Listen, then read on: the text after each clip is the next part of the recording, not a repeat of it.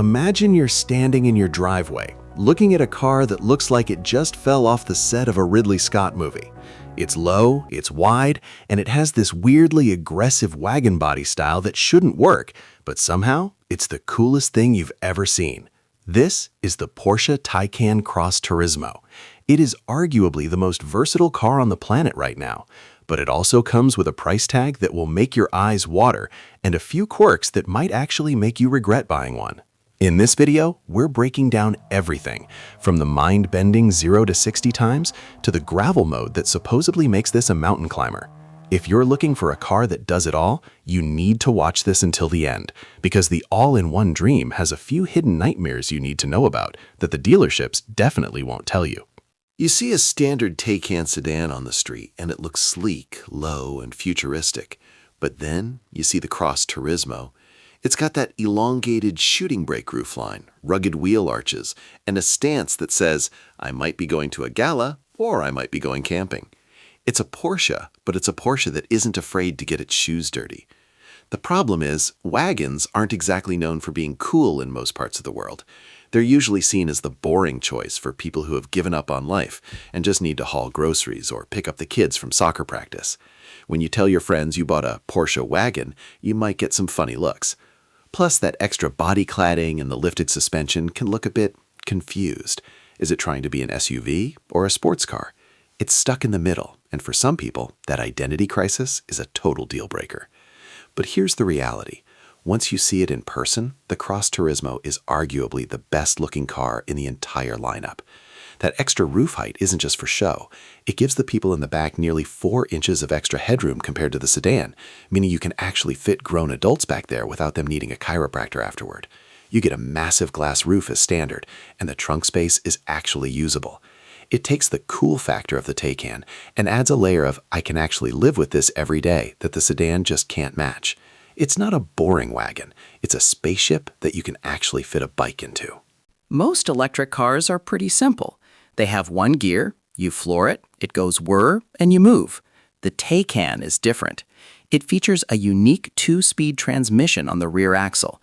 This is supposed to give you the best of both worlds, a low gear for face-melting acceleration and a high gear for efficiency and high-speed cruising. The tension here is that more gears usually mean more complexity and more things to go wrong. Tesla fans will tell you that a single-speed motor is all you need, and that Porsche is just over-engineering things to justify that massive price tag. Also, if you've never driven a 2-speed EV, the shift can feel a bit weird.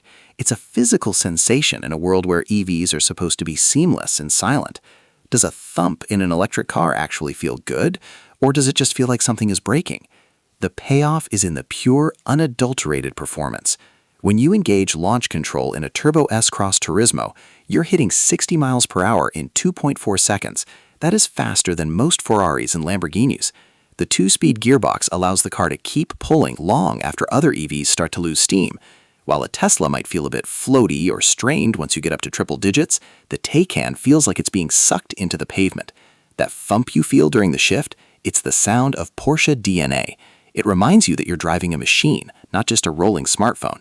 It's the difference between playing a video game and actually being on the track. Porsche added something called gravel mode to the Cross Turismo, which is a big part of the marketing. They also gave it a standard air suspension that can lift the car by up to 30 milliliters if you opt for the off-road design package. The commercials show this car sliding around in the dirt, throwing up huge dust clouds like a rally car in the desert. Let's be honest for a second. Who is actually taking a $150,000 electric Porsche off-road? One wrong move on a jagged rock, and you've just dented a battery pack that costs as much as a brand new Honda Civic. The ground clearance, even when fully lifted, is still lower than a basic Subaru Outback you'd see at a grocery store. There's a massive tension between the adventure marketing and the reality of owning a luxury vehicle with expensive paint and massive 21-inch wheels. Is gravel mode just a gimmick to make city dwellers feel more rugged while they're stuck in traffic? While you shouldn't take this on a rock-crawling trail in Moab, the gravel mode is surprisingly effective for what people actually do in the real world. It recalibrates the traction control and the torque distribution to handle loose surfaces like snow, wet grass, or, you guessed it, gravel. If you live in a place with harsh winters or you have a long, unpaved driveway, this car is a tank. It's the only electric sports car that won't get stuck in a light snowstorm, and that peace of mind is exactly what you're paying for. It's about capability, even if you only use it 5% of the time. Range anxiety is the #1 reason people stay away from EVs, and Porsche knows this. So they equipped the Taycan with an 800-volt architecture. Most EVs, including Teslas, use 400 volts. In theory, this means the Taycan can charge twice as fast as the competition, taking you from 10% to 80% in about 18 minutes. But here's the problem. The claimed range on these cars has historically been, let's say, optimistic. Earlier models struggled to hit 200 miles in real-world highway driving, especially if you were having any fun with the throttle. If you're paying 6 figures for a car, you don't want to be stopping every 2 hours to find a charger. And even if the car can charge at 320 kilowatts, finding a charger that actually delivers that speed is like finding a unicorn in a parking lot. You often end up sitting at a fast charger that's actually putting out 50 kilowatts, wondering why you didn't just buy a gas-powered Panamera and save yourself the headache. For the latest 2025 and 2026 models, Porsche finally seems to have fixed this. The new battery packs are more efficient, and real-world testing is finally showing ranges of over 300 miles on a single charge. More importantly, the charging curve is the best in the entire industry. The Taycan doesn't just peak at a high speed for 5 seconds and then drop off. It holds a high charging rate for a long time. If you can find a proper 350 kilowatt charger, you can literally go from low battery to full in the time it takes to grab a coffee and use the restroom.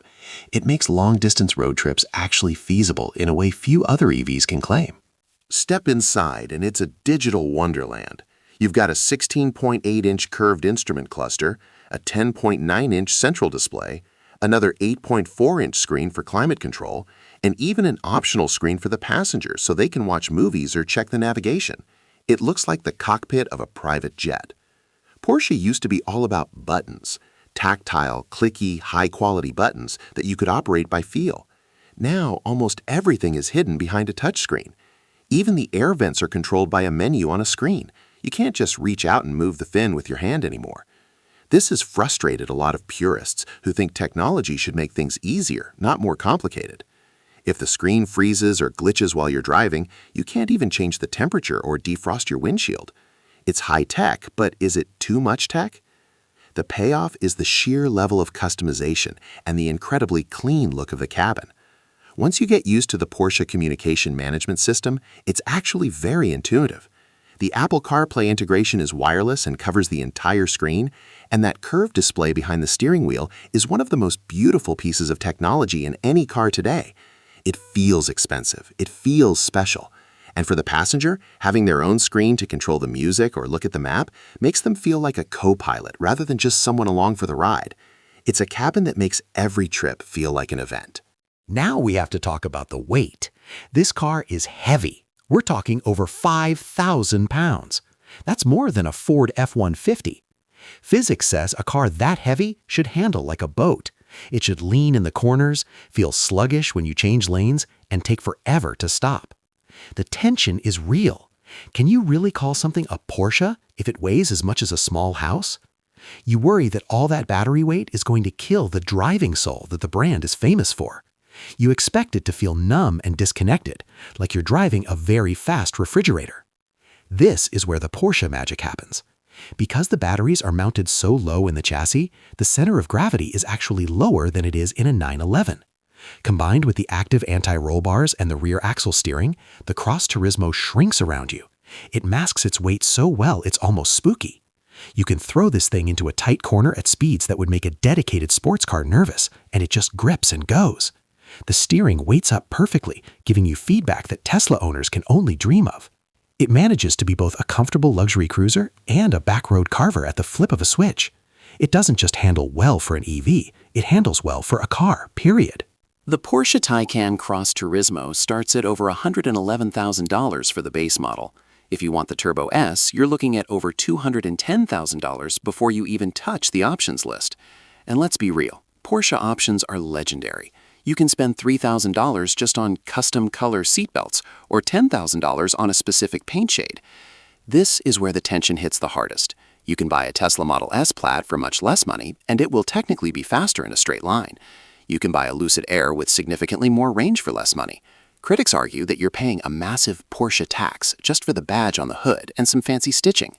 When you look at the depreciation, which has been pretty brutal for early electric cars, buying one of these new feels like throwing money into a furnace. But the payoff comes the moment you actually live with it. A Tesla is a tech product. A Porsche is a driver's car. The build quality, where nothing rattles, the leather feels like it came from a different planet, and the doors shut with a solid thud, is on a completely different level. You aren't just paying for the speed, you're paying for the thousands of hours of engineering that make that speed usable and repeatable. The Cross Turismo isn't just a gadget that will be obsolete in 2 years. It's a soul-stirring machine that happens to run on batteries. It's the only car that lets you drop the kids at school, hit a mountain trail, and then blast down the highway at incredible speeds, all without burning a drop of gas. Is it perfect? No. The range could still be better. The price is astronomical, and the lack of physical buttons will definitely annoy some of you. But as an all-in-one vehicle for the person who wants the best of everything, it's almost impossible to beat. It's a contradiction that somehow works. If you enjoyed this deep dive into the Taycan Cross Turismo, do me a huge favor. Hit that like button and subscribe to the channel so you don't miss our future uploads. It really helps us out more than you know. Also, drop a comment below. Would you take the Cross Turismo over the standard sedan? Or is the Wagon look just not your thing? I'm curious to see what you guys think. Thanks for watching, and I'll see you in the next one.